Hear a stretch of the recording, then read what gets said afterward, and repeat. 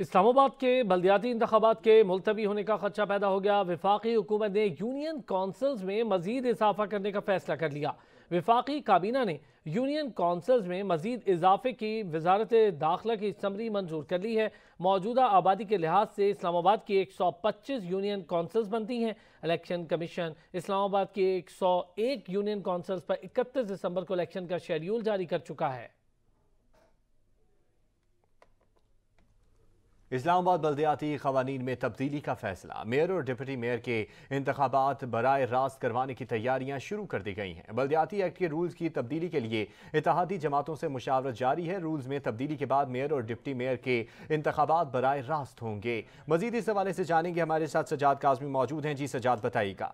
بالکل ایسا ہی ہے۔ اسلام آباد بلدیاتی انتخابات کے حوالے سے اب اہم پیش رفت یہ ہوئی ہے کہ اس کی قوانین کو تبدیل کرنے کا فیصلہ کر لیا گیا ہے۔ اس سے قبل براہ راست انتخابات نہیں ہوتے تھے میئر اور ڈپٹی میئر کے لیے، لیکن اب ایسا کرنے کی تیاریاں کر لی گئی ہیں، اور اس حوالے سے اتحادی جو ہیں ان جماعتیں جو ہیں ان سے مشاورت بھی جاری ہے حکومت کی، اور اس حوالے سے رولز میں جو ہے ترمیم بھی کی جائے گی۔